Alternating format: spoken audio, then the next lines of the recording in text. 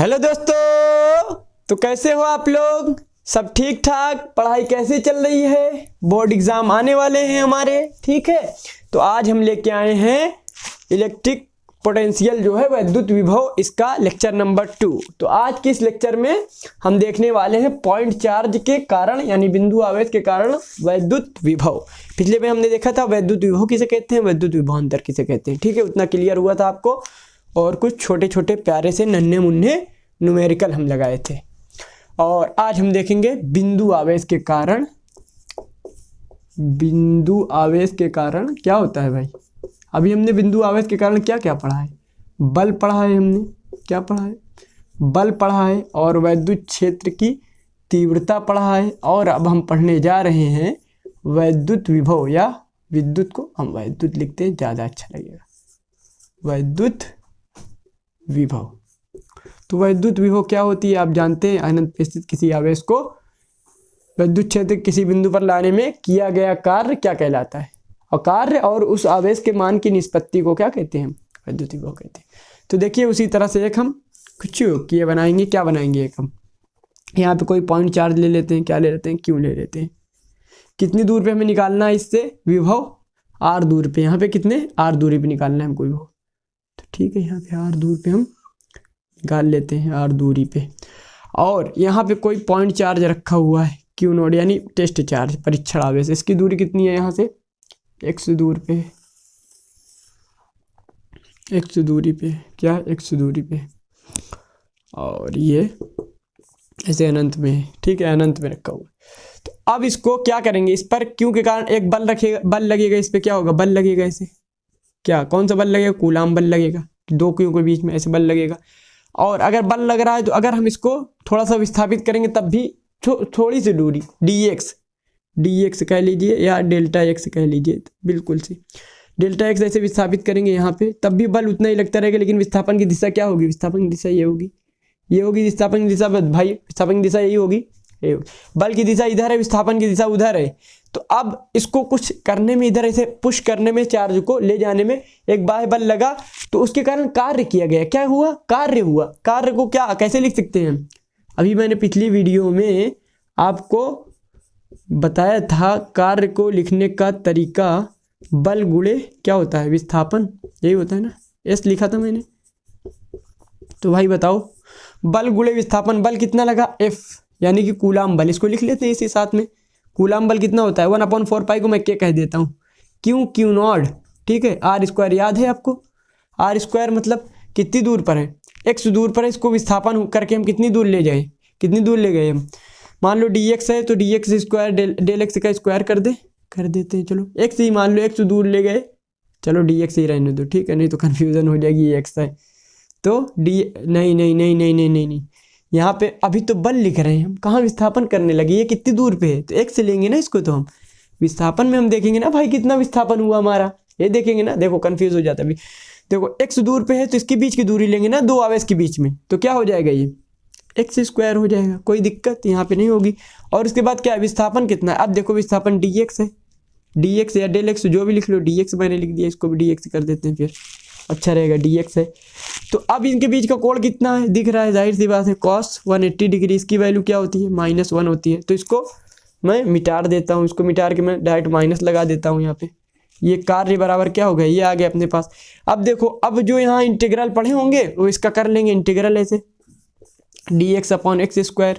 जो नहीं जानता वो जान ले, इंटीग्रल x⁴n dx का जो होता है वो क्या होता है? x⁴n+1/n+1। ये फॉर्मूला होता है इंटीग्रल का। जो लोग करके आए हैं क्लास 12th में, मैथ पढ़े हैं, जो पढ़ते हैं, जो बायो वाले हैं भाई, वो फॉर्मूला याद कर लें। इस तरह से होता है। अभी एक मेथड मैं और बता दूंगा बायो वालों के लिए, या जिनको इंटीग्रल नहीं आता वो किस तरह से निकालेंगे, वो मेथड से आप निकाल लेंगे, डेरिवेशन कर लेंगे। दोनों मेथड सही है।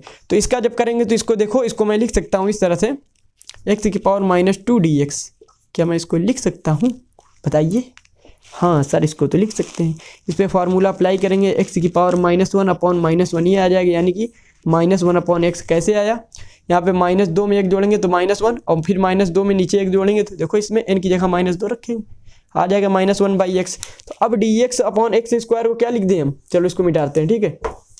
dx/x² को हम -1/x लिखेंगे। क्या लिखेंगे? -1/x लिखेंगे। देखो देखो देखो, इसको हम मिटा देते हैं, dx/x² को माइनस क्या लिखेंगे? 1/x माइनस लिखेंगे तो माइनस लगाए तो ये प्लस हो गए। देखो भाई, इसका जो निकला था ये ऊपर गया था, इसका ही तो निकला था x⁻−1/−1, यानी कि इसको लिख सकते हैं -1/x। माइनस पहले था, माइनस हमने लगाया, अपॉन x ये हो गया अपना। अब जब इंटीग्रेट करते हैं तो यहाँ से कुछ लिमिट रहती है, तो लिमिट यहाँ पे हमारी थी इन्फिनिटी में था, और कहाँ तक ले जाना था हमको? कहाँ तक ले जाना था भाई? r दूरी तक ले जाना था, ठीक है, इसको ले जाना था, r दूरी तक ले जाना था, एक बिंदु से ले जाना था r दूरी तक, तो इसको ये हो गया। अब देखिए, अब यहाँ पे जो निकालेंगे हम, क्या निकालेंगे? इसका ये कर देंगे 1/x का सिर्फ कीजिए, ठीक है, 1/x का ये कर देंगे इन्फिनिटी से r, तो ये क्या होता है 1/r -1/∞। 1/∞, इन्फिनिटी कुछ नहीं होती है, आप मैथ में पढ़ा होगा आपने, 10 to 0 का मतलब होता है कि यानी कि 0 को पहुँचने वाला है, तो क्या होता है इस तरह से पढ़ा होगा। तो इन्फिनिटी एक, जैसे आप कहीं भी जाएंगे, इन्फिनिटी एक नोटेशन है सिर्फ, हाँ, इन्फिनिटी कुछ है नहीं, तो 1/∞ को 0 मान लेते हैं, लेकिन 0 होता ही नहीं है, ठीक है। इन्फिनिटी आप कुछ भी नहीं होता, आप वहाँ तक पहुँच जाएंगे, फिर आगे उसके इन्फिनिटी हो गए। जैसे आपसे मैं पूछता हूँ 10⁻18 या कितना भी, कोई कहता है कि ये क्या इन्फिनिटी है, तो कोई एक इसमें और जोड़ दे, क्या इन्फिनिटी हुई? नहीं, तो इन्फिनिटी कुछ नहीं होती है। क्या होती है? इन्फिनिटी कुछ नहीं होती, लेकिन इसको माना जाता है, क्या माना जाता है? 1/∞ को 0 माना जाता है, उसी तरह से, ठीक है, और 1/0 को इन्फिनिटी माना जाता है, ठीक, इस तरह से। तो इसको 0 हो जाए, कोई दिक्कत नहीं, जो लोग मैथ पढ़े वो समझ सकते हैं मैं क्या कह रहा हूँ। तो जो बायो वाले हैं वो भाई देखो, अब थोड़ा समझना तो पड़ेगा ही आपको, ठीक है। तो अब क्या की वैल्यू भी हम लिख लेते हैं, क्या लिख लेते हैं? 1/4πε0 Q0/r, इसकी वैल्यू क्या आ गई? r आ गई, 1/r। तो ये अपना क्या निकल के आया? ये कार्य निकल के आया, कार्य निकल आ गया, ठीक है भाई। अब देखो, कार्य और परीक्षण आवेश के क्या करते हैं हम? अनुपात को, तो परीक्षण आवेश का इससे डिवाइड कर देंगे, परीक्षण आवेश को, इधर क्या हो जाएगा? W/Q0 बराबर 1/4πε0 Q अपॉन क्या हो जाएगा? R। देखो Q0 यहाँ था, डिवाइड कर दिया हमने, हो गया। इसी को हम लिख देंगे, क्या लिख देंगे? डेल V विभवांतर, कोई दिक्कत नहीं होगी यहाँ पे। तो ये मेथड था, ये समझ में आया होगा आपको, इंटीग्रेट करके हमने निकाला, इसको समझ में आया, ठीक है। अब हम दूसरा मेथड देखते हैं। देखिए, इसको मैं मिटाता हूँ, मिटा दूँ, चलिए मिटाते हैं।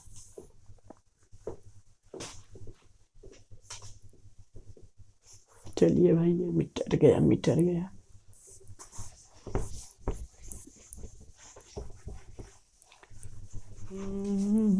हम देखेंगे, क्या देखेंगे अब हम?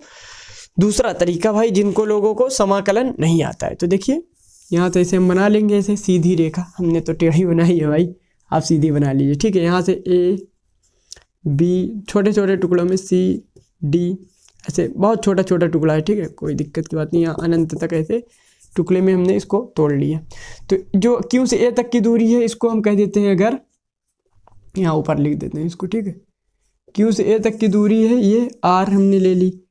फिर यहाँ से जो दूरी है, इसको R1 कह दिया, और यहाँ तक की जो दूरी है दोस्तों, इसको R2 कह दिया। इस तरह से आप दूरी बता सकते हैं। D की R3 है, E की R4 है, ठीक है, इस तरह से दूरी आप ले सकते हैं, इसके बीच की दूरी R है, ये चीज़ है। तो अब देखिए, Q अगर A पे हम Q0 रख दें, ठीक है, A पे रख दिया, तो क्या होगा? Q के कारण इस पे बल लगेगा, इस बल को हम लिख लेते हैं, क्या लिख लेते हैं? Fa। क्या बल लगेगा? क्या लिखते हैं? 1/4π को Q0/r², यही लगेगा बल। अगर यहाँ पे रखते हैं Q0 परीक्षण आवेश, तो क्या बल लगेगा? क्या बल लगेगा भाई? FB बोल दो इसको, के Q0/r1², कोई दिक्कत नहीं होनी चाहिए, ये हो गया। तो अब इन दोनों पॉइंट के बीच में गौर कीजिएगा, यही टर्निंग पॉइंट है इस डेरिवेशन का।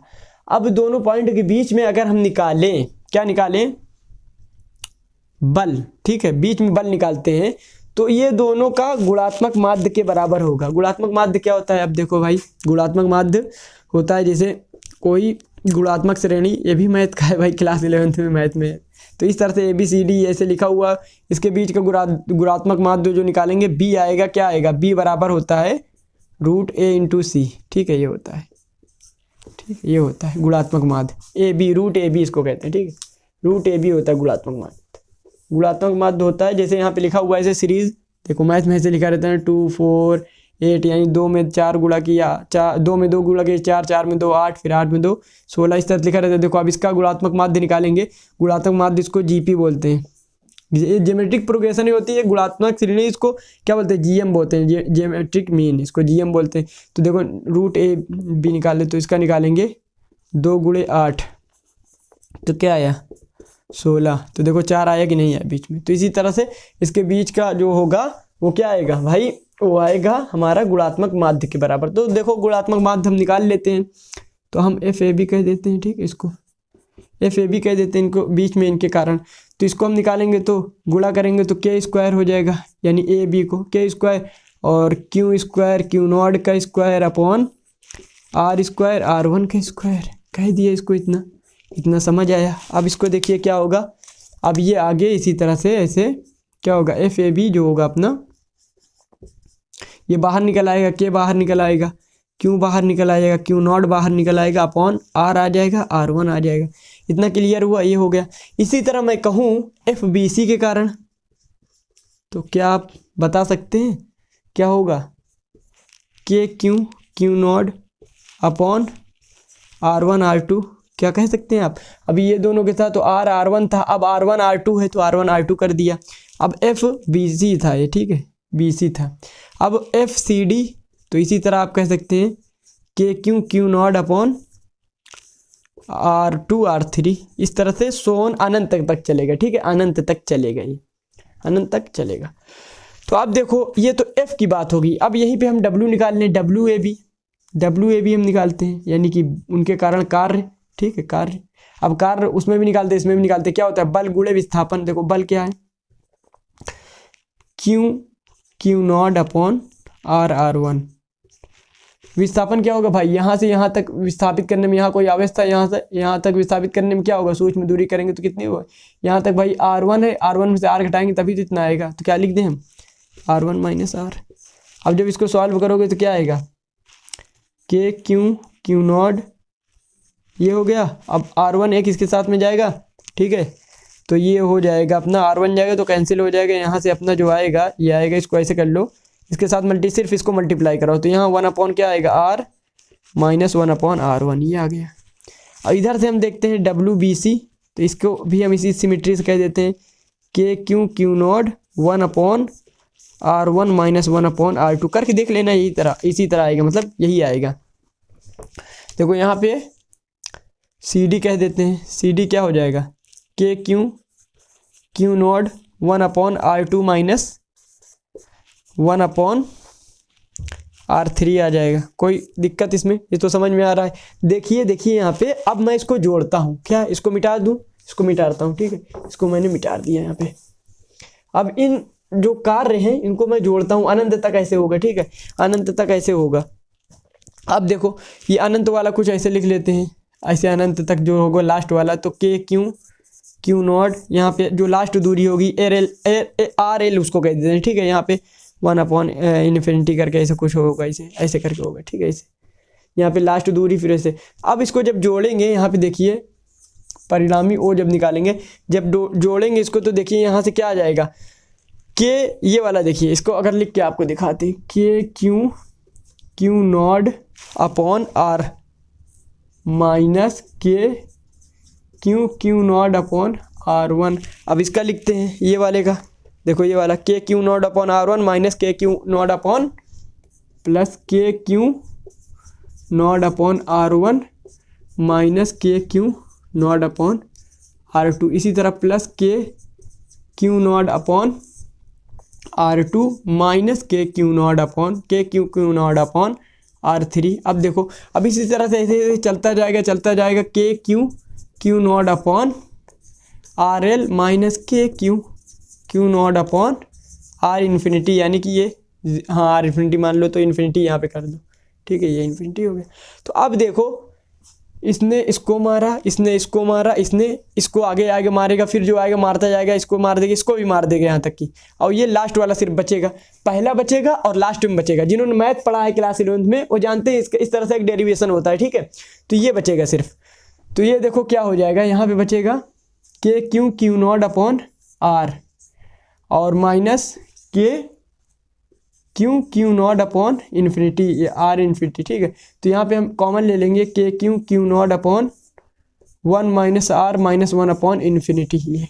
तो 1 अपॉन इन्फिनिटी अभी क्या बताया था 0, तो के क्यू नॉट अपॉन आर, ये हमारा क्या निकल गया है, परिणामी कार्य। अब देखो जो लोग को इंटीग्रल नहीं आता था, समाकलन नहीं आता था, देखो इतना लंबा समझना पड़ा। समाकलन नहीं समझो यार, वही आसान है, ठीक है। ये भी इजी है, जिसको आता है उसको कोई दिक्कत नहीं। ये हो गया। अब इसका क्यू नॉट से इसको क्या एक कार्य निकल लेके आया। हम क्या कहते हैं, विभवांतर क्या कहते हैं, कार्य और परीक्षणावेश के मान की निष्पत्ति को कहते हैं, ठीक है। तो डब्ल्यू अपॉन क्यू नॉट बराबर के क्यू अपॉन आर, यही हमारा क्या आ गया, फार्मूला आ गया विभव का।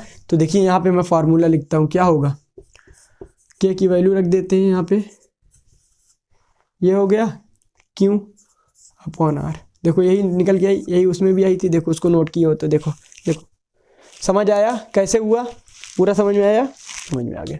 अब चलो कुछ न्यूमेरिकल लेते हैं, ठीक है। न्यूमेरिकल लेते हैं, मिटा दो इसको, ठीक है मिटा दे।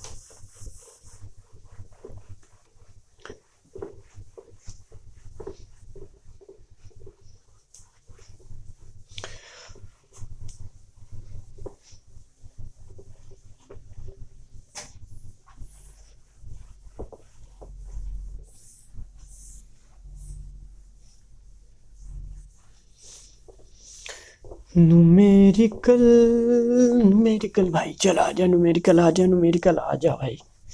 न्यूमेरिकल से पहले एक बात आपको और बतानी है, न्यूमेरिकल से पहले, ठीक है।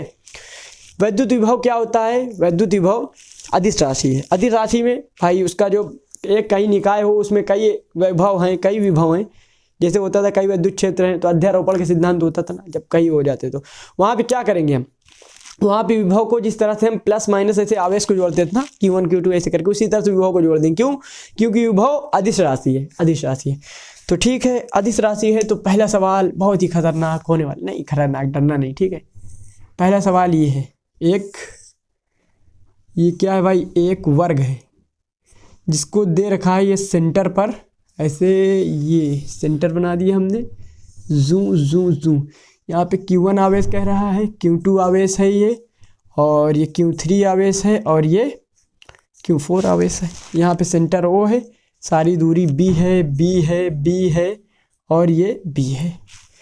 और कह रहा है Q1 का है, क्या है भाई Q1, Q1 और Q2 दोनों बराबर कितना, 2 माइक्रोकूलम है।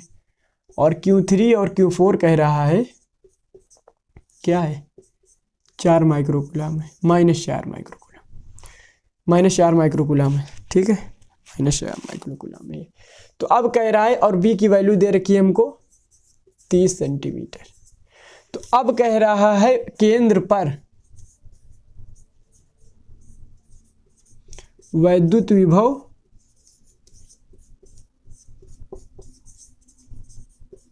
एवं वैद्युत क्षेत्र निकालिए। क्या निकालिए, वैद्युत क्षेत्र। सर वैद्युत क्षेत्र तो हम निकाल लेंगे, लेकिन वैद्युत विभव कैसे निकालेंगे। तो सबसे पहले हम क्या निकालें, वैद्युत विभव की वैद्युत क्षेत्र। सर विभव निकाल दीजिए, चलो देखते हैं विभव। अब यहाँ देखो Q1 क्या है, पॉजिटिव है, Q1 Q2 दोनों पॉजिटिव है।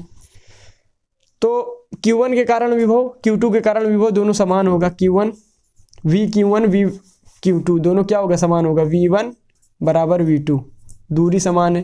तो क्या K की वैल्यू हम रख दें, अभी चलो K ही पड़ा रहने दो, K ही पड़ा रहने दो। Q की वैल्यू रखना पड़ेगा 2 microcoulomb, 2 × 10⁻⁻6। K Q upon R होता है ना, विभव क्या होता है, R होता है, फार्मूला होता है। R कितना है, 30 सेंटीमीटर, यानी 30 × 10⁻⁻2, ये हो गया। ये सॉल्व करेंगे तो कुछ कैसे आएगा, चलो K की वैल्यू भी रख लेते हैं, 9 × 10⁻9, 9 और ऊपर ही आएगा 2, कितना हो गया, 11 में 6 गए 5, यही होता है, 5 होता है, इंटू 2/30, तो 15, तो 3 × 5 = 15, 3 × 3 = 9, यानी 3/5 × 10⁻⁻ 5। इसको सॉल्व करेंगे क्या आएगा, 5 छक्के 30 यानी 0.6 इंटू 10⁵ यानी 6 इंटू 10⁴ क्या होगा वोल्ट। ये आया, ये हमारा आ गया V1 और V2 के कारण यहाँ पे, ठीक है। अब V3 V4 आवेश Q3 और Q4 के कारण आएंगे, V3 और V4 आएंगे, V3 और V4 आएंगे। सॉरी, इसको देखिए यहाँ पे भी सेम है, तो K की वैल्यू वही रख देंगे, 9 × 10⁹ क्यों आवेश आपकी क्या है 4 microcoulomb into 4 into 10⁻⁻6 upon R कितना है 30 × 10⁻⁻2 है 10⁻⁻2। अब देखो 3 त्रिका 9, 3 दहम 10, ये कट गया अपना, 1 10 ने 1 10 को मारा, यहाँ 1 हो गया, ये ऊपर जाएगा इसको 10 कर देगा, यहाँ से गया 4 हो जाएगा, तो देखो 3 चौक 12 हो गया, ये 12 × 10⁻⁻, यहाँ क्या हुआ 1 ऊपर गया 10 हो गया, 10 में 6 गए 4, 10⁻4 ये हो गया। यहाँ कितना आया 6 × 10⁻4, यहाँ क्या आ गया, क्या आ गया भाई 10⁻4, ये आ गया अपने पास 10⁻4। इसको हम V1 V2 कह देंगे, इसको V3 V4 कह देंगे। ये क्या है, लेकिन ये माइनस में आया, क्यों माइनस में आया है, क्यों आया भाई माइनस में, क्योंकि ये आवेश माइनस में है। तो अब इसको जब जोड़ेंगे V1 जो परिणामी हमारा निकलेगा, परिणामी विभव, तो क्या होगा V1 plus V2 plus V3 plus V4। अब देखिए 6 × 10⁻4, तो 6 × 10⁻4 प्लस 6 × 10⁻4 को इसको मैं 2 बार है, तो यानी दोनों बराबर ही है, सिमिलर ही है Q1 Q2, तो इसको ऐसे लिख देता हूँ, और माइनस है तो इसको भी 2 से गुणा करके यानी 24 × 10⁻4 वोल्ट। तो अब देखो 12 में से 24 गए तो कितना आएगा -12 × 10⁻4 वोल्ट। ये आ गया अपने पास, क्या आ गया परिणामी विभव आ गया O पर, ठीक है। ये क्लियर हुआ कैसे निकला विभव अदिश राशि ये निकल गया। ये तो बात थी विभव की। अब हम देखते हैं, ये हो गया, नोट कर लो इसको। अब हम देखते हैं वैद्युत क्षेत्र, इसको मिटाते हैं।